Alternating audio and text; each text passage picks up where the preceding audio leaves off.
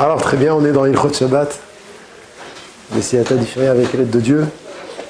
On est toujours dans la Melacha de Gozez.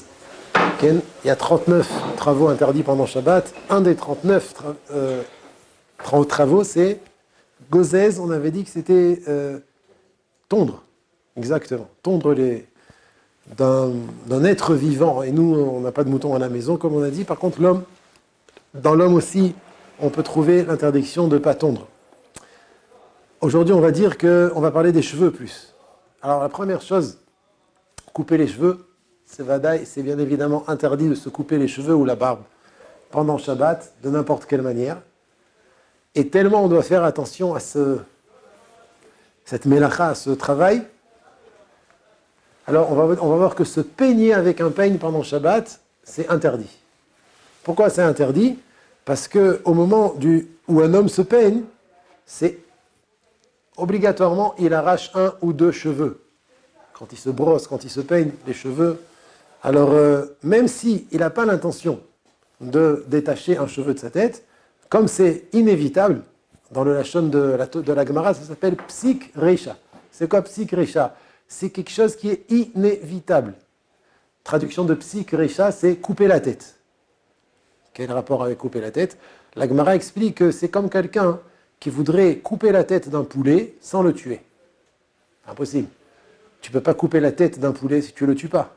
De la même manière que quand tu coupes la tête d'un poulet, bien que tu n'as pas l'intention de tuer le poulet, ça s'appelle que tu as tué le poulet pendant Shabbat, donc c'est interdit. C'est la même chose pour toutes les autres melachot, pour tous les travaux. Toutefois, où tu fais une action, même si tu n'as pas l'intention de faire la chose interdite, mais si l'action, elle amène inévitablement une mélacha qui est interdite pendant Shabbat, ça sera assour. Voilà l'exemple que je viens de donner. C'est assour de se couper les cheveux pendant Shabbat. Maintenant, quand je me peigne, je n'ai pas l'intention de me couper les cheveux. Je veux juste me peigner, arranger mes cheveux. Mais comme c'est inévitable que lorsque tu te peignes ou que tu te brosses avec une brosse et les cheveux, tu n'arraches pas un ou 2 cheveux minimum, donc il est interdit de se peigner ou de se brosser pendant Shabbat. Amir. Oui. Ça rentre dans l'État. Ça rentre dans Deoraita. Quand c'est un psik reisha d'une melacha minatora, ça s'appelle qu'il a transgressé Shabbat minatora. Du coup, comme c'est pas un kéli pour couper. Si, le peigne. Ah, tu veux dire que c'est béchinouille, ça s'appelle pas, d'accord, j'entends la remarque. Tu dis que c'est béchinouille. Si c'est béchinouille, c'est fait de manière anormale. Par rapport à la tonte, par rapport à couper les cheveux, c'est pas comme ça. C'est pas avec un peigne qu'on coupe des cheveux, c'est avec des ciseaux. Très jolie remarque. Donc si c'est béchinouille, peut-être que ça descend d'un niveau, parce qu'on sait très bien dans les Ilchot Shabbat, que quand on fait une melacha, de manière inhabituelle, par exemple, il écrit avec le stylo en le tenant à l'envers, pendant Shabbat. Au lieu de tenir le stylo normalement, comment on tient un stylo ? Un stylo, on le tient comme ça, d'accord ? On le tient comme ça et on écrit. Qu'est-ce qui se passe s'il tient le stylo comme ça et il écrit ? Ça s'appelle béchinouille. Ou alors avec la bouche. Ou alors avec le pied. Donc là, on descend d'un niveau. Ça veut dire l'interdiction d'écrire n'est que mi des rabanan parce que ça s'est fait béchinouille, de manière inhabituelle. Alors Amir, il dit que peut-être que, comme quand on se peigne, même si on veut arranger ses cheveux, c'est pas comme ça qu'on coupe des cheveux, donc ça devient, même si c'est psychrécha, ça descend au niveau des rabanan. Peut-être. Ça reste à vérifier. Si les crans du peigne sont éloignés les uns des autres. Alors il y a des peignes et des brosses que selon la halakha, ça serait permis de se coiffer avec pendant Shabbat. Bien évidemment, il faut faire les essais avant Shabbat.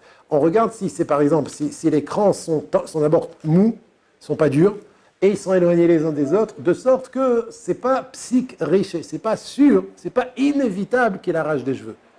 Dans un cas pareil, ce sera permis.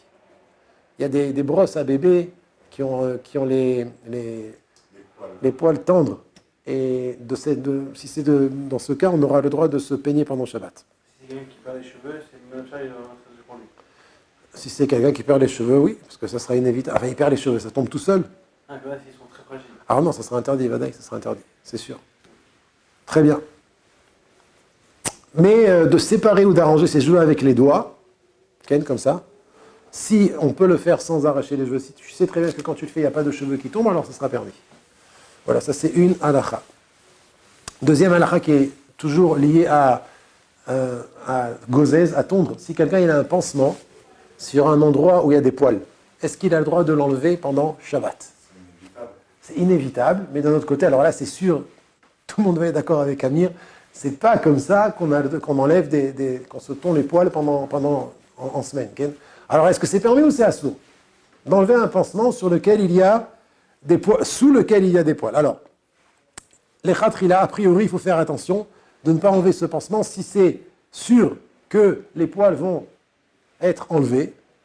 Mais s'il a besoin de l'enlever, par exemple, il veut faire une tvila, il veut se tremper au mikvé. Et on sait très bien que pour se tremper au mikvé, il ne faut pas qu'il y ait écran entre le corps de l'homme et l'eau du mikvé. S'il y a un écran, par exemple un pansement, okay, alors la tvila n'est pas effective. Il ne s'est pas acquitté de son...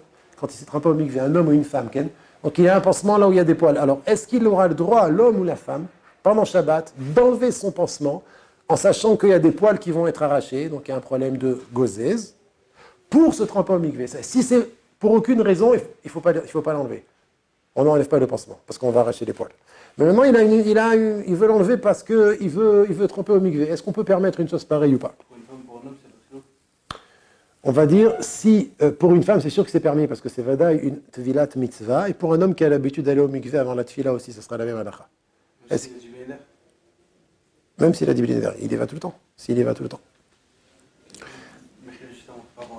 Oui. Du coup, si une personne, elle était sûre que j'avais une brosse de bébé, ouais. Oui. Du coup, elle a fait que ça n'a pas bougé un poil. Elle a fait l'erreur ou pas? Alors, il faut deux choses l'une. S'il a fait des essais avant Shabbat, et que des fois ça enlève des cheveux, des fois ça n'enlève pas des cheveux, il n'a pas fait d'Avera. Mais s'il n'a pas fait d'essai, et il se rend compte qu'à chaque fois qu'il se brosse avec cette brosse, même si c'est une brosse à bébé, il y a des poils qui sortent, alors là, c'est assaut. Comme le brossage de dents, exactement. Brossage de dents, c'est la même halakha, encore un petit créché. Si un homme, automatiquement, de manière inévitable, à chaque fois qu'il se brosse les dents, il y a du sang qui coule, alors il n'a pas le droit de se brosser les dents pendant Shabbat. Par contre, si des fois oui, des fois non, alors il aura le droit de se brosser les dents Shabbat en faisant très attention, de passer doucement, et même s'il a saigné, il n'aura pas fait d'Avera. Pourquoi? Oui, il faut que la majorité des fois, il sorte du sang pour que ça devienne interdit.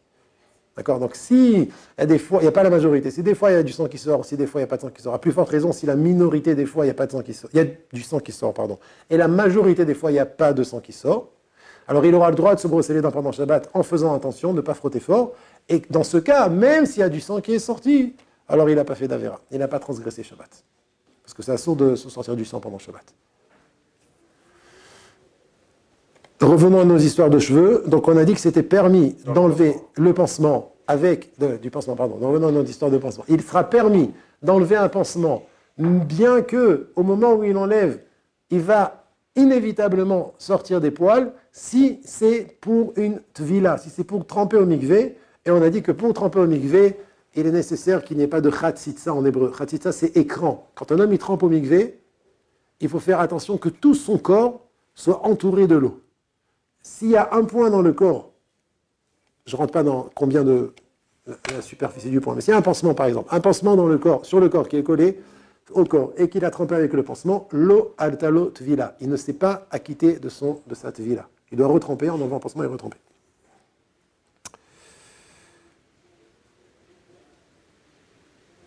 Une des raisons pour laquelle c'est permis, comme il a dit Amir tout à l'heure, c'est parce que d'enlever des poils avec un pansement, c'est pas le derrière, c'est pas l'habitude, c'est pas comme ça qu'on enlève les poils. On enlève les poils avec un rasoir. On n'enlève pas les poils avec un pansement. Donc ça descend d'une darga. Donc c'est psikrecha, bedera banan, deloni chale. Pourquoi deloni chale? Parce qu'il n'est pas intéressé à de se faire arracher les poils, ça fait mal de se faire arracher les poils de cette manière. Et donc c'est pour ça que c'est moutar, en plus c'est bimkom mitzvah. C'est permis parce qu'il en a besoin pour faire une mitzvah de tremper au mikvé. Guidon. Aujourd'hui, on enlève de les poils avec la cire, ça colle, on met des bandeaux de cire, d'accord. Comme ça. Je suis d'accord. Les femmes, elles ont des bandeaux de cire. Je suis d'accord, mais personne ne l'enlève avec un pansement. Ouais, on n'a jamais vu de... Le fait que, même si ça ressemble... Ça ressemble, en effet, exactement. Exactement, c'est déjà un chinoui, c'est déjà différent. Donc ça descend d'un niveau, ça devient des rabananes. Et comme il n'est pas intéressé... Donc, et que c'est pour une mitzvah, donc il y a plusieurs raisons de permettre. Amir. Est-ce que ce serait le même truc que pour l'enlever? Si la majorité du pansement il s'est enlevé, que juste à la fin il reste un peu du pansement, tu peux l'enlever comment? Non, parce que chaque poil, il est nirchav comme un ongle. Donc on ne peut pas dire que comme il y a le rov du pansement qui est enlevé, alors le mute des poils qui restent, c'est considéré comme l'ongle qu'on a permis d'enlever quand la majorité de l'ongle est... Parce qu'il y a un ongle. Mais là, il y a plein de poils. Donc sur chaque poil, il y a un issour. Sur chaque poil, on n'a pas le droit d'enlever le pansement.